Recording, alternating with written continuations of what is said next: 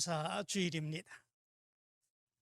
추수감사 주일에 이렇게 하나님의 성전에 나와서 예배를 드리면서 여러분들의 마음속에 하나님께 대한 그 감사의 제목들, 이런 것들을 생각해 보셨습니까?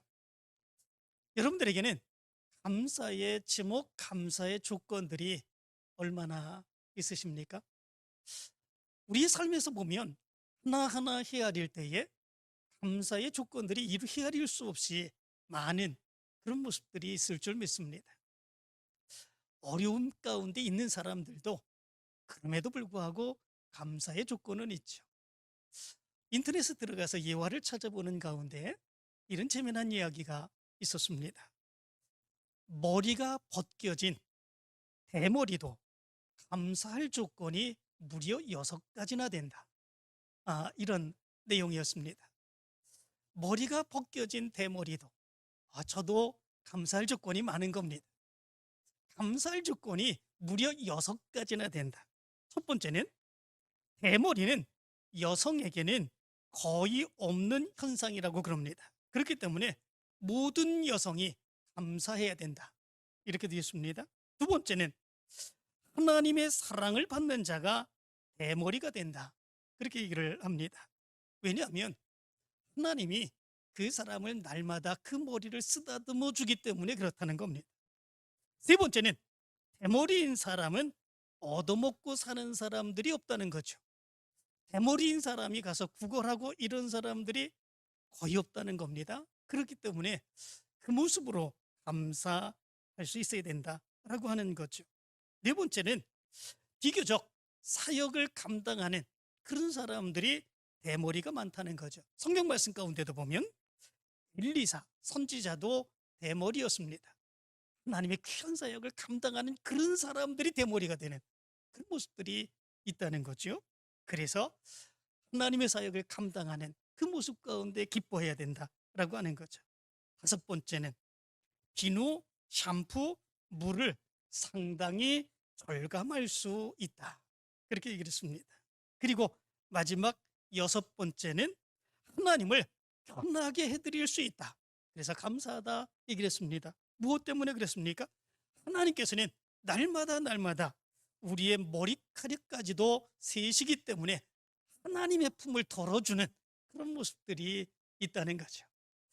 이런 모습에서 보면 대머리는 머리가 나지 않아서 정말 고민이 많이 있는데 그럼에도 불구하고 6가지의 감사의 조건이 있다, 이렇게 얘기를 했습니다. 그러면 대머리가 아닌 사람들은 몇 가지의 감사의 조건이 있는 것입니까? 이루 헤아릴 수 없이 많은 감사의 조건이 있는 거죠. 우리 믿음의 사람들은 그래서 어려운 사람이든 그렇지 않은 사람이든 날마다 감사하며 살아갈 수 있어야 된다라고 하는 것입니다. 미국에서 가장 많이 사용하는 언어 50개를 선별을 했습니다.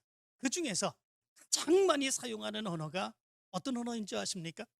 땡큐, 감사합니다 라고 하는 그런 언어라고 그럽니다. 성인이 되면 평균 26,000개의 단어를 알게 된다고 그럽니다. 그리고 그 중에 다른 사람을 가장 기쁘게 하는 최고의 언어가 있는데 그 언어가 뭐냐면 바로 땡큐, 감사합니다 라고 하는 언어라고 그럽니다. 물론 하나님을 가장 기쁘게 하는 그런 언어는 무엇이겠습니까? 그 언어도 마찬가지로 감사합니다 라고 하는 언어겠죠. 그래서 탈무드에 보면 이렇게 이야기합니다. 혓바닥에게 감사합니다 라는 말을 버릇들이기 전에 아무 말도 하지 말라, 이렇게 가르치고 있습니다. 이 말은 그니까 끊임없이 감사합니다, 감사합니다, 무의식 중이라도 그 혀로 감사합니다라고 하는 것을 외치는 그런 모습들이 있으면 우리의 삶의 모습 가운데서 무의식 중에도 하나님께 감사합니다, 감사하며 살아가는 그런 모습들이 있다는 거죠. 그렇기에 감사하는 모습이 그만큼 중요하다고 하는 것을 얘기해 주고 있습니다. K. 윌리엄이라고 하는 사람은 또 이렇게 얘기를 했습니다.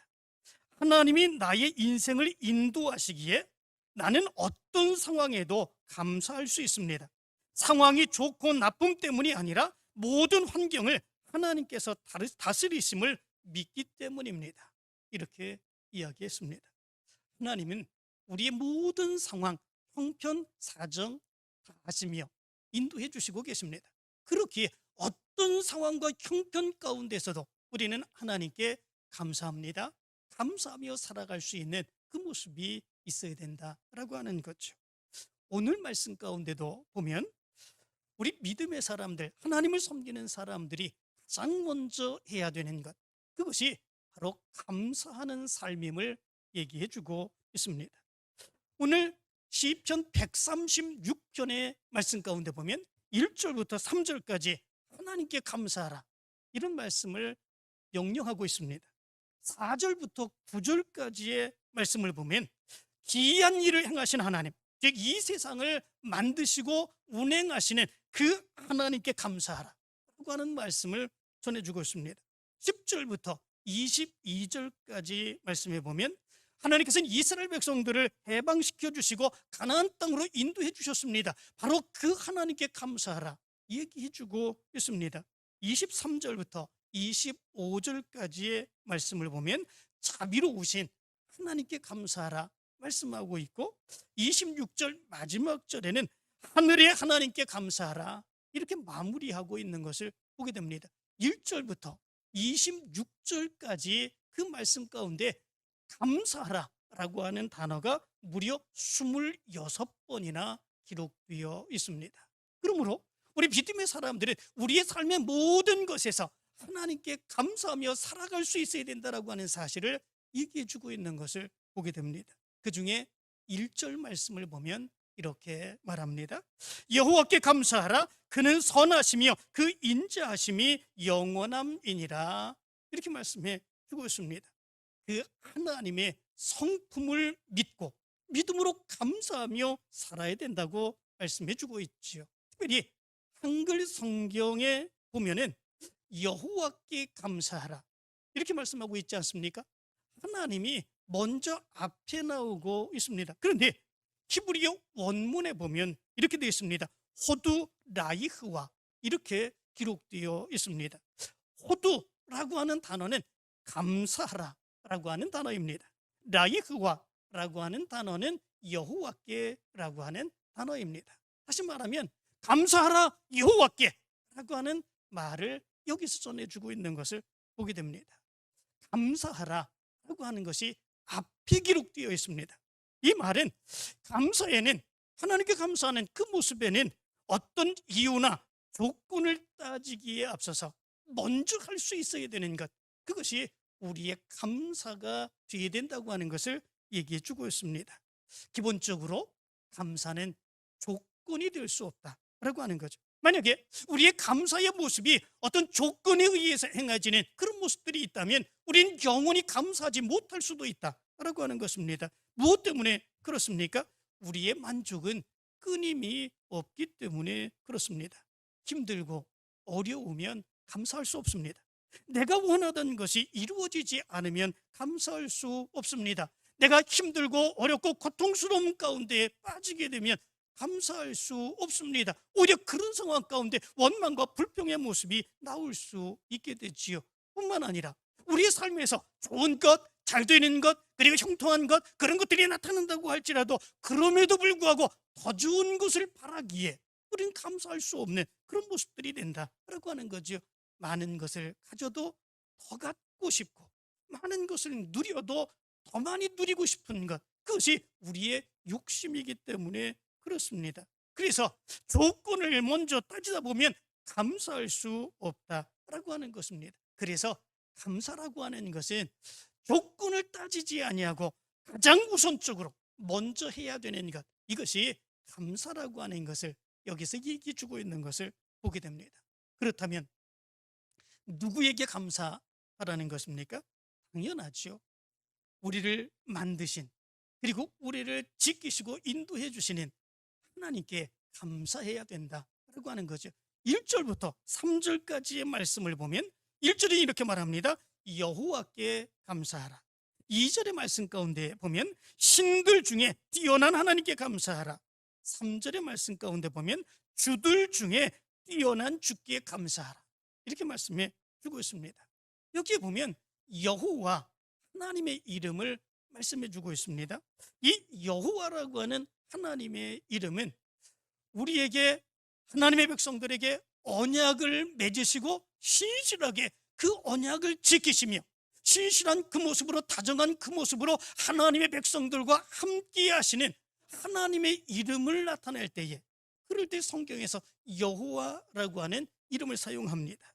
그리고 신들 중에 뛰어난 하나님, 이렇게 말씀해 주고 있습니다.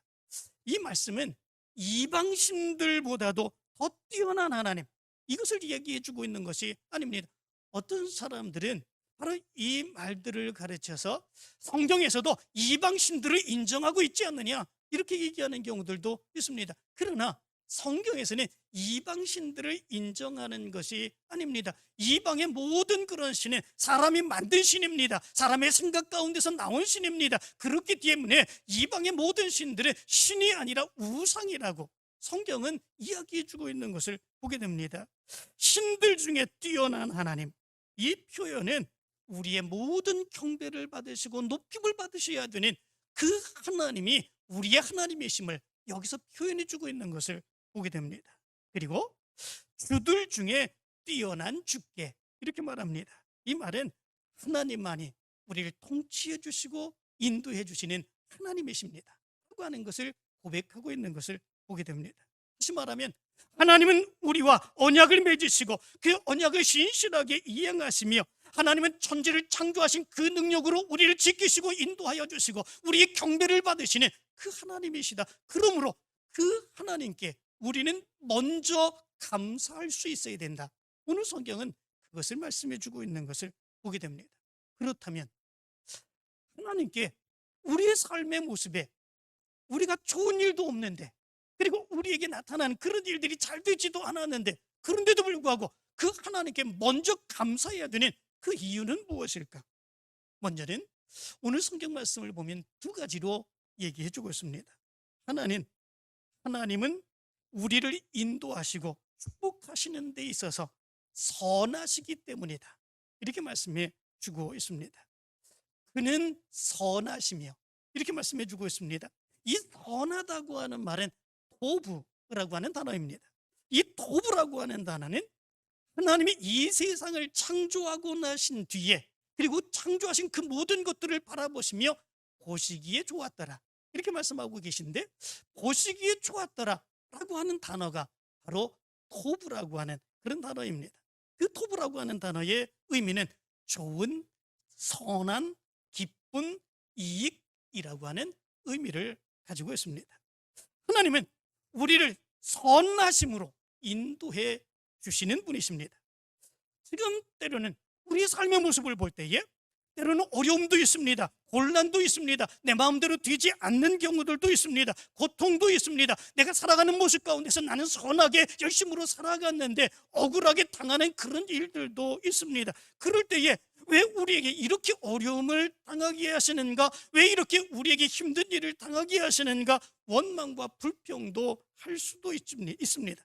그렇지만 우리의 삶을 보면 하나님께서 우리의 삶을 선하게 인도하셔서 그런 어려움과 괴로움과 억울함도 우리의 삶 가운데 있지만, 그럼에도 불구하고 하나님은 우리를 선하게 인도하여 주셔서 지금에 이르게 하셨습니다.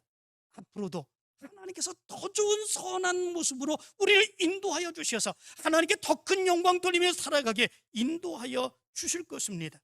그렇기 때문에 마태복음의 말씀 가운데서도 보면 이렇게 말합니다. 마태복음 7장 11절엔 너희가 악한 자라도 좋은 것으로 자식에게 줄 줄 알거든 하물며 하늘에 계신 너희 아버지께서 구하는 자에게 좋은 것으로 주시지 않겠느냐, 이렇게 말씀해 주고 있습니다. 여기에서 좋은 것이라고 하는 단어는 헬라어로 아가도스라고 하는 단어입니다.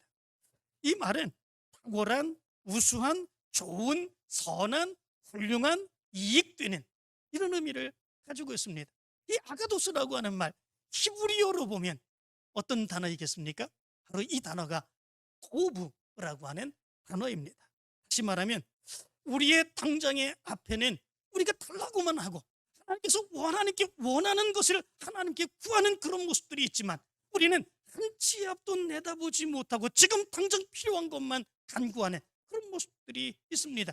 그래서 그것대로 응답될 때는 기쁘고 좋은 모습이 있고 감사한 모습이 있습니다. 그런데 하나님께서 주시는 건 그게 아니다 라고 하는 거죠. 왜냐하면 하나님은 우리의 인생 전부를 보시고 계시는 하나님이시기 때문에 그렇습니다. 우리의 앞에 어떤 일이 닥칠는지 하나님은 아시기 때문에 그렇습니다. 그렇기 때문에 하나님이 보시고 하나님이 좋은 것으로 우리에게 주시는 하나님의 모습이 있다고 하는 거지요. 우리는 때로 그것을 알지 못하지요. 그렇기 때문에 우리가 기도해도 응답받지 못한 줄로 생각하면서 왜 하나님은 내 기도에 응답해 주시지 않을까? 왜 하나님은 나에게 축복해 주시지 않을까? 다른 사람들이 형통하며 잘 되는데 나는 왜 이렇게 형통하지 아니하고 불행할까 생각되는 경우들이 너무나도 많이 있습니다. 그러나 하나님께서는 우리가 하나님 앞에 간구하게 되면 하나님께서는 보시고 우리의 삶을 아시기에 좋은 것으로 주신다 이렇게 말씀해 주고 있는 거죠. 그래서 누가복음 11장 13절은 이렇게 말합니다.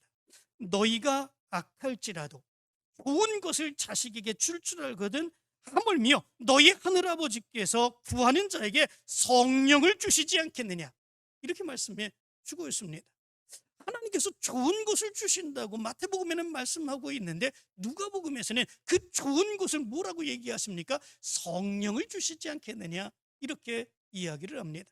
하나님은 선한 것으로 우리를 인도해 주십니다. 응답해 주십니다. 인도해 주십니다. 그런데 하나님께서 선한 것으로 우리에게 주시며 인도하시는데 때로는 그것을 받는 사람들이 그것을 선한 것으로 깨닫지 못할 경우들이 너무나도 많은 거죠. 내게 원하는 것이 아니면 선한 것이 아니라고 생각하지요. 내게 필요한 것이 아니면 내가 원하고 바라던 것이 아니면 그것은 선한 것이 아니라고 생각하는 그런 모습들이 있습니다. 그런데 그것을 하나님의 선한 것으로 하나님의 축복으로 깨달을 수 있으려면 어떻게 해야 되겠습니까? 하나님의 마음을 알아야 되죠. 그렇기에 하나님께서는 우리에게 성령을 부어주셔서 하나님의 뜻을 알게 하시고 하나님의 마음을 알게 하시고 내게 가장 필요한 것이 무엇인지를 분명하게 깨닫게 하시며 그것으로 감사하며 살아가게 하시는 것, 이것이 하나님의 모습임을 얘기해 주고 있는 것을 보게 됩니다. 이것을 우리가 깨달으면 어떻게 할 수 있겠습니까? 하나님 앞에 먼저 감사할 수 있는 그런 모습들이 있죠. 하나님은 어떻게 하셨을까? 내게 정말 필요한 것, 나는 여기 내 앞에 있는 것 당장 필요한 것만 간구했는데 그게 정말 필요한 것이 아니라 더 필요한 것이 더 있었는데 하나님은 알아서 선한 길로 내 삶을 인도해 주셨구나. 바로 그것을 깨달으며 하나님께 맡기며 하나님의 은혜에 감사하는 그런 모습들이 있게 된다라고 하는 것이지요. 하나님은 우리를 선한 것으로 좋은 것으로 인도하시는 하나님이십니다. 그렇기에 우리는 우리의 삶에 내가 원하는 것이 아직 나타나지 아니하는 그런 모습들이 있다고 할지라도 하나님께 먼저 감사할 수 있는 그 모습이 있어야 된다라고 하는 거죠. 이스라엘 백성들을 보면 그런 모습이 잘 되지 않는 그런 모습들이 있었던 것을 보게 됩니다. 하나님의 선하심의 인도하심을 이스라엘 백성들은 믿지 못하는 그런 모습들이 있었죠. 하나님이 이스라엘 백성들을 애굽에서 구해내시지 않았습니까? 홍해를 건너게 하시지 않았습니까? 광야 가운데서도 그 엄청난 어려움 가운데서도 이스라엘 백성들을 인도해 주시지 않았습니까? 낮에는 구름 기둥으로, 밤에는 불 기둥으로, 그리고 먹을 것이 없을 땐 만나로 이스라엘 백성들 메추라기로 먹여주시는 그 엄청난 역사가 있었지요. 그러나 그들의 모습 가운데서 그들이 원한 대로 이루어지지 아니할 때 그들은 하나님을 원망하고 불평하고 혹시 하나님이 정말 살아계신가? 하나님은 정말 우리를 인도해 주시는 하나님이신가? 그것에 대해서 원망하고 불평하는 이런 모습들이 있었던 것을 보게 됩니다. 그렇지만 이스라엘 백성들이 가야 할 곳은 어디입니까? 가나안 땅이죠. 가나안 땅으로 가는 과정 가운데에 하나님께서는 그 모든 어려움들을 하나하나 해결해 주시며 드디어 가나안 땅으로 인도해 주셔서 젖과 꿀이 흐르는 그 땅에서 살게 해 주셨죠. 하나님께서는 어려움 가운데서도 선한 것으로 인도해 주셔서 하나님의 놀라운 역사를 이루어 가셨습니다. 이스라엘 백성들은 그것을 깨닫지 못한 거죠. 그들의 당장의 삶에서 나타나는 그 모습만 생각하면서 원망하고 불평하는 이런 모습들이 있었던 것이지요. 하나님은 선한 것으로 인도해 주시는 하나님이십니다. 때로는 우리의 삶에서 어려움의 모습이 나타날 수도 있습니다. 고통의 모습도 나타날 수 있습니다. 내가 원하는 대로 되어지지 않을 수도 있습니다. 그렇지만 그 모습까지도 나를 위해서 좋은 곳으로 주시는 하나님의 인도하심과 하나님의 역사이심을 성경은 분명하게 말씀해 주고 있는 것을 보게 됩니다. 그렇기에 우리가 지금 당장의 삶만을 보면서 원망하고 불평하는 것이 아니라 먼저 하나님께 감사하며 선하심으로 인도하시는 하나님의 은혜에 감사하며 살아가는 우리 믿음의 사람들이 되어야 함을 얘기해 주고 있는 것을 보게 됩니다. 여러분들에게도 이 믿음의 모습이 있게 되길 간절히 축원합니다. 여러분들의 지금의 삶에 어려움이 있습니까? 곤란이 있습니까? 여러분들이 원하는 대로 되어지지 않는 일들도 있습니까? 그러나 하나님은 선하신 하나님이십니다. 나의 모든 삶의 모습을 선한 것으로 좋은 것으로 인도해 주시고 계시는 줄 믿습니다. 그것을 믿으며 감사하고 하나님께 영광 돌리며 살아가는 여러분들의 삶이 되길 간절히 축원합니다. 두 번째로 감사의 이유에 대해서 이렇게 말합니다. 하나님은 인자하시기 때문에 우리가 감사하는 삶을 살아야 된다 말씀해 주고 있습니다. 하나님의 인자하심이 우리로 감사하는 삶을 살게 한다라고 하는 것입니다. 오늘 말씀 가운데 보면 그 인자하심이 영원함이로다 이렇게 말씀해 주고 있죠. 1절에서도 2절에서도 3절에서도 세 번이나 거듭하여서 그 인자하심이 영원함이로다 이렇게 말씀하고 있습니다. 여기에서 인자하심이라고 하는 단어는 헤세드입니다. 헤세드라고 하는 단어는 친절, 인자, 자비, 은혜라고 하는 의미를 가지고 있습니다. 특별히 우리가 가장 많이 사용하는 그런 말 가운데 은혜라고 하는 말이 있지 않습니까? 그 은혜가 바로 헤세드, 하나님의 인자하심이라고 하는 말입니다.